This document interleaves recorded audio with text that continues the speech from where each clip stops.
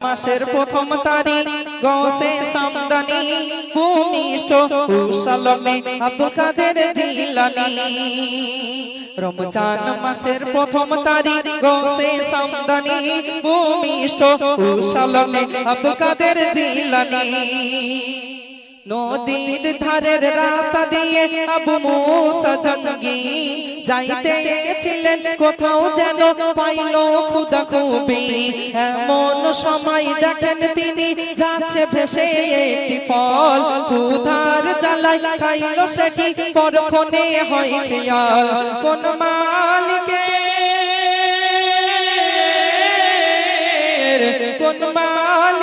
ফল খেয়েছি, কোথায় বাড়ি নেই জানা। চলেন তিনি তানার খোঁজে, শোধ করিবে তার দেনা। রমজান মাসের প্রথম তারিখ গৌসে সামদানি ভূমিষ্ঠ উসালমে আব্দুল কাদের জিলানী। বহু পথের পরে দেখেন নদীর ধারে ফলের গাছ, মালিক কোথায় খোঁজ করিলেন, যাইতে সেটাই নেই কোলাজ। যিনি ছিলেন গাছের মালিক গেলেন তাহার বাড়ি, সালাম দিয়ে কইল বাবু ফল খেয়েছি আমি, দাম নিয়ে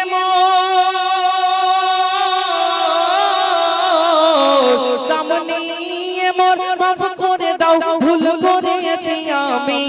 ক্ষুধার জ্বালায় না ভাবিয়া ফলটি খেয়ে ফেলি। রমজান মাসের প্রথম তারিখ গৌসে সামদানি ভূমিষ্ঠ উসালমে আব্দুল কাদের জিলানী। হাঁটতে আছেন বহু পথ হেঁটে গিয়ে দেখলেন নদীর ধারে একটি আপেল বাগান। ছুটে গেলেন সেই বাগানের মালিকের খোঁজ করলেন। নাম ছিল তানার হযরতে সাউমি রহমাতুল্লাহ আলাই। গিয়ে বলছেন, আমি বড় অন্যায়, বড় অপরাধ করেছি। কি অন্যায়, কি অপরাধ করেছো বাবা তুমি?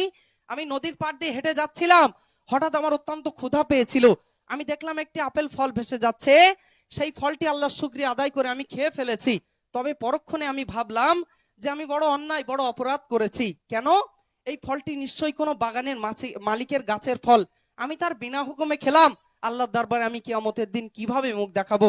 তাই আমি আপনার কাছে এসেছি, বাগানটা পেলাম, বাগান থেকে শুনে আমি এসেছি আপনার কাছে। এই বাগানটা নাকি আপনারই বাগান, আমি অন্যায় অপরাধ করেছি, আমাকে মাফ করুন, কিছু টাকা নিয়ে নিন। তখন বড় পীর সাহেবের আব্বাজানের এই কথা শুনে হযরতে সাউমি রহমাতুল্লাহ আলাইহি অবাক হয়ে গেলেন। সামান্য একটা আপেল ফল খেয়েছে, খেয়ে নিজেকে ছেলেটা এতটা অপরাধী মনে করছে।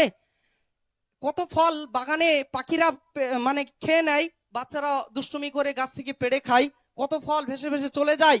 কিন্তু আজ এই যে ছেলেটা আমার কাছে এসেছে, সে অপরাধ মার্জনা করাতে এসেছে না তার অন্য কোনো মতলব আছে, এটা পরীক্ষা করার জন্য তিনি বললেন, আমি তোমায় মাফ করে দেব, তবে আমার কিছু শর্ত আছে, শর্ত যদি মানো আমি তোমায় মাফ করে দেব। কি শর্ত?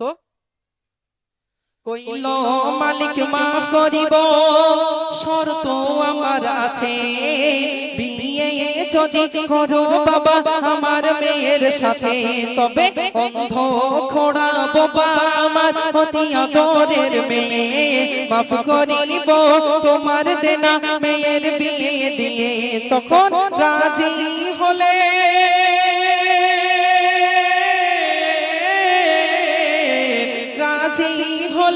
আবু মুসা বিন মকুবের লাগি, এমনি তোর মুত্তাকিদের জোড়ি মেলে নাই জানি।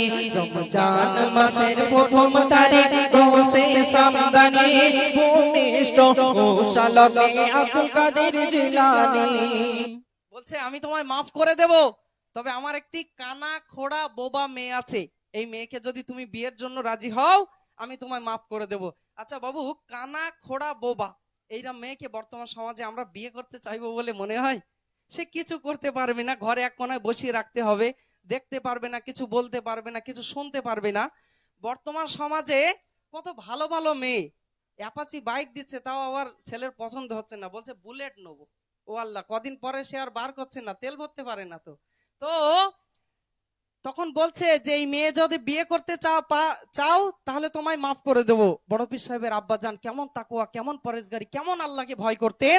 তিনি ভাবছেন যা অন্যায় অপরাধ তো আমি করেই ফেলেছি, কিয়ামতের ময়দানে আল্লাহর কাছে আমি মুখ দেখাতে পারবো না। হোক না আমার স্ত্রী কানা খোড়া বোবা, তবুও ভালো, আমি বিয়ের জন্য রাজি হয়ে গেলাম। বলুন সুবহানাল্লাহ। কি ঘটেছিল? শুভক্ষণে হইল বিয়ে, বাসর ঘরে দেখা, বেরিয়ে এসে কইল মুসা সব তোমাদের ধোঁকা। কেন? অন্ধ খোড়া বোবা বলে কন্যা দিলে বিয়ে, সাক্ষাতে তাই দেখলাম আমি সে তো অপর মেয়ে। পূর্ণিমারি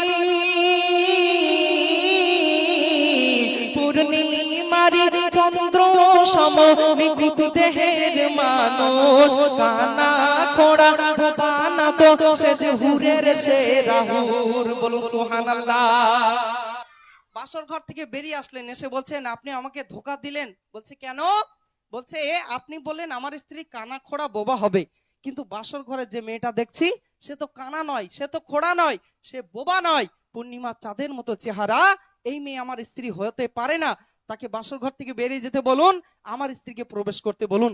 তখন হযরতে সাউমি রহমাতুল্লাহ আলাইহি বললেন যে আমি অবাক হয়ে গিয়েছিলাম যখন সামান্য একটা আপেল ফল খেয়ে নিজেকে অপরাধী ভেবে এই পথ ছুটে ছুটে এসেছিলে, তখন আমি ভেবেছিলাম যে তুমি অপরাধ মার্জনা করাতে এসেছো, না তোমার অন্য কোনো মতলব আছে। তাই আমি উদ্ধৃতি দিয়ে বলেছিলাম আমার মেয়েটি কানা খোড়া বোবা। যেহেতু আমার মেয়ে বেগানা পরপুরুষের সাথে ঘরে না, তার কণ্ঠ কেউ শোনে না, ওই জন্য আমি উদ্ধৃতি দিয়ে বলেছিলাম কানা খোড়া বোবা। আর আমি এটাও ভেবেছিলাম পরীক্ষায় যদি তুমি পাশ করো, তুমি সাধারণ কোনো ছেলে হবে না, আর তুমিই হবে আমার মেয়ের জন্য উপযুক্ত পাত্র।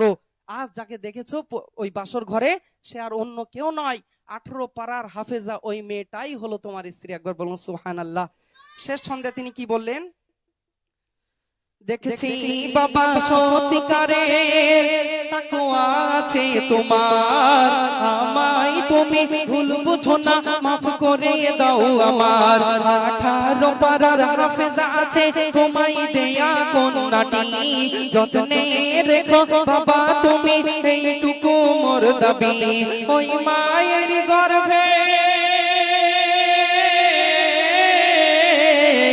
ওই মায়ের গর্ভে ছিলেন আব্দুল কাদের জিলানী, পীর ওয়ালিদের শ্রেষ্ঠ ছিলেন কুতুবে রব্বানী। রমজান মাসের প্রথম তারিখ গৌসে সামদানি ভূমিষ্ঠ উসালনে আব্দুল কাদের জিলানী। নারে তাকবীর। আলহামদুলিল্লাহ। তাহলে সেই পিতামাতার সন্তান আমাদের বড় পীর সাহেব। যেমন গাছ তার তেমন ফল।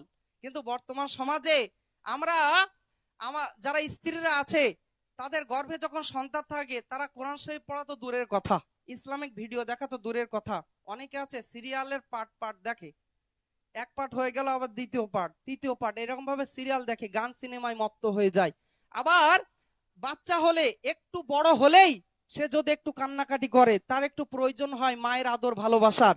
কিছু কিছু ভাবিরা আছে তাদের মুড এত গরম, কি বলে মাথার কাছে ঘ্যান ঘ্যান করিস না, এই নিত আমি দেখছি তুইও দেখ। তাহলে বাচ্চারা তো সেই রকমই হবে। সেই বাচ্চা কিভাবে পিতামাতাকে ভাত দেবে? আমরা ছোটবেলা থেকে, তারা তো কাদার দলা, তাকে যেমন ভাবে গড়বো বড় হলে সে ঠিক তেমন হবে। ওই জন্য খবরদার, গর্ভে সন্তান থাকলে যেন আমরা অশ্লীলতায় না মেতে যাই। ওই সমাজগুলো সঠিকভাবে নামাজ আদায় করি, ওই সমাজগুলো যত ভালো ইবাদত করা যায়, তবেই গর্ভের সন্তান কিন্তু আল্লাহর মাহবুব হবে। আপনারা জ্ঞানী মানুষ, বুঝতে পারলেন আমি কি বোঝাতে চেয়েছি।